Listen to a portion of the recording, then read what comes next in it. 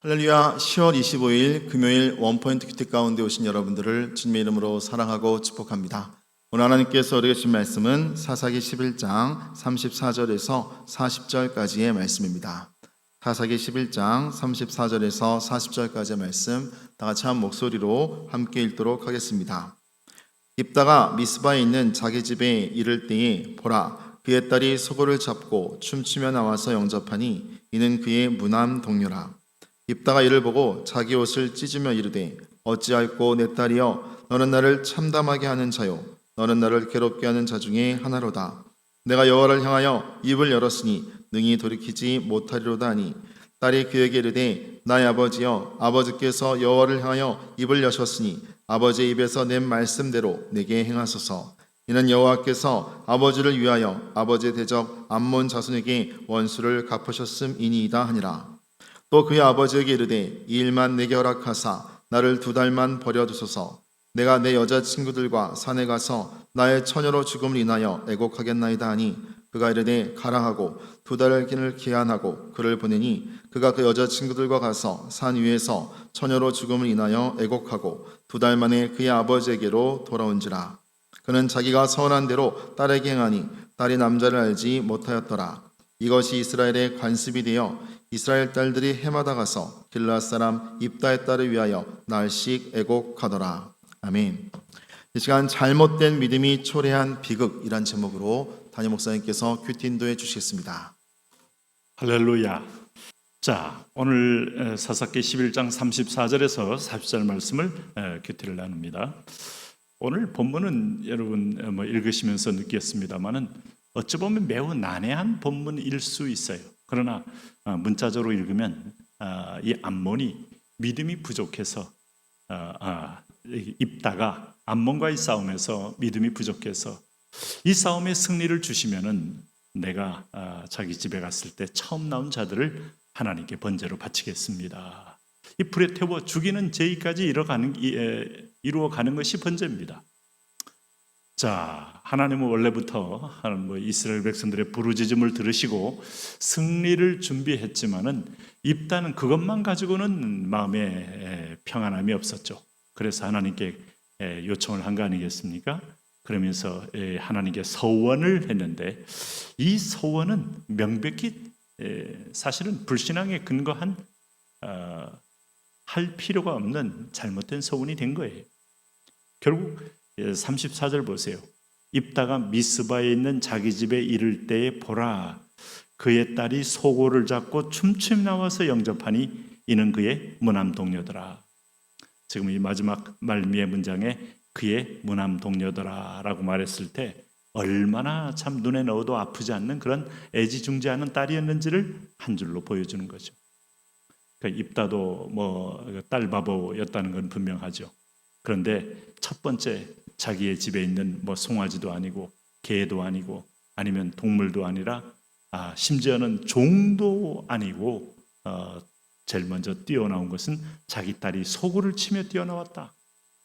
이제 소위 말하는 빼도 박도 못하는 상황까지 이르게 된 겁니다. 그래서 35절 보세요. 입다의 그 황당함을 보세요. 입다가 이를 보고 자기 옷을 찢으며 이르되 어찌할꼬 내 딸이여, 너는 나를 참담하게 하는 자요 너는 나를 괴롭게 하는 자 중에 하나로다. 내가 여호와를 향하여 입을 열었으니 능히 돌이키지 못하리로다.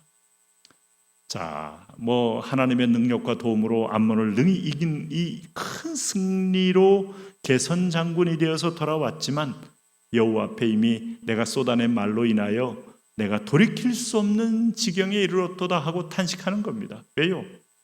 그 중에서 제일 사랑하는 딸을 죽여야만 하는 그런 자기의 서원에 지금 울미에 걸린 거 아닙니까? 여러분 우리가 하나님을 아신다면 하나님을 사람을 제사로 받은 적이 없어요. 인신제사는 철저하게 이방 귀신들의 제사입니다. 당대의 문화를 따라서 입다가 아마 이렇게 이런 가장 어떤 것들 처음 나오는 걸 드리겠습니다 라고 한 것까지는 믿음의 표현이요 어떤 결단의 표현일지 모르지만 그러나 이렇게 사람이 나왔을 경우를 상상이나 했겠어요? 더군다나 자기의 무남 동료가 나올 거라고 그야말로 꿈이라도 꿨겠습니까? 그래서 탄식이 오는 겁니다.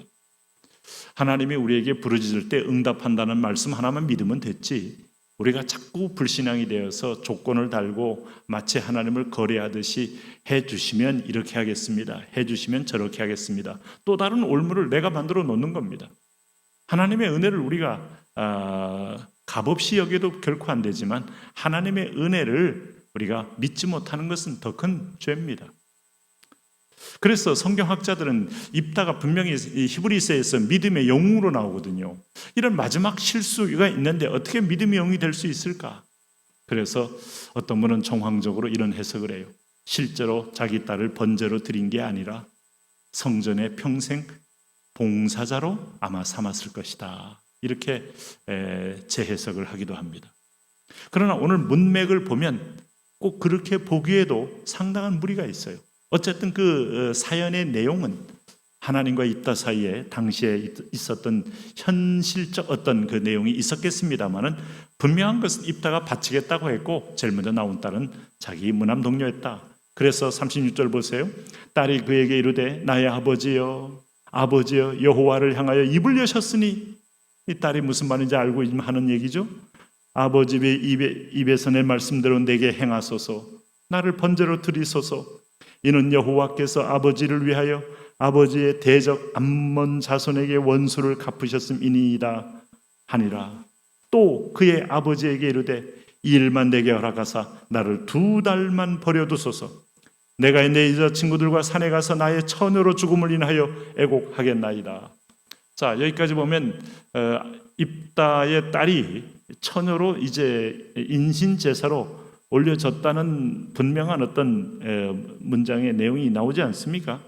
그럴 때 입다가 이제 고통의 눈물을 흘리면서 그가 이르되 가라 하고 2달을 기한하고 그를 보내니 그가 그 여자 친구들과 가서 산 위에서 처녀로 죽음을 인하여 애곡을 하고 2달 동안 울면서 친구들과의 서운함과 애석함과 그리고 이 불운함에 대하여 통곡을 했다.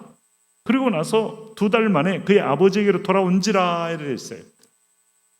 돌아왔는데 그는 자기가 서운한 대로 딸에게 행하니, 그는 자기가 서운한 대로 딸에게 행하니, 과연 정말 그걸 다시 재해석을 해서 성소에 평생 동안 처녀로 봉사하는 자로 올렸을까? 이 부분을 지지하는 분도 꽤 많습니다. 그렇지 않으면 입다 하나님이 이런 제사를 받을 리가 없는 것이죠. 큰 문맥으로 봤을 때는 이 해석도 결코 우리가 외면할 수는 없는 해석이에요. 그러나 오늘 본문을 보면 그래서 우리는 이 사실 여부를 확인하는데 우리 목적이 있질 않아요.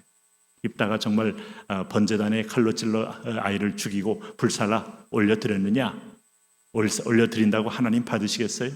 그가 하는 행위 자체를 하나님이 가증히 여기는 건데 그런 입다가 히브리서에서 믿음의 영웅의 반열에 들겠습니까? 그것도 아닙니다.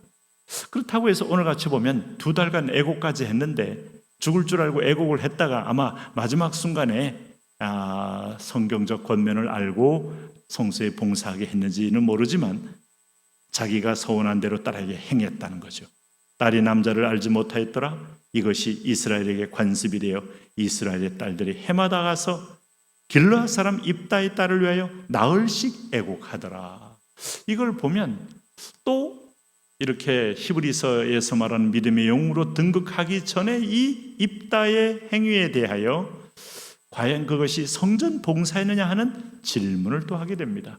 왜냐하면 전통적으로 그들이 그 입다의 자녀의 딸의 그 얘기를 들으면서 나흘씩 애곡하는 것이 관습이 될 만큼 고통이 됐다. 자, 이쯤에서 우리는 본문이 주고자 하는 메시지에 다시 귀를 기울여야 합니다. 우리의 목적은 진짜 불을 살렸느냐, 성전에서 봉사하게 했느냐, 그 점이 핵심이 아닙니다. 하나님이 처음으로부터 말씀한 것들을 액면대로 믿으면 아무 문제가 없어요. 우리가 기드온도 하나님이 가자 그러면 가면 돼요. 그런데 본인이 믿지 못하니까 양털 시험을 한 거 아닙니까?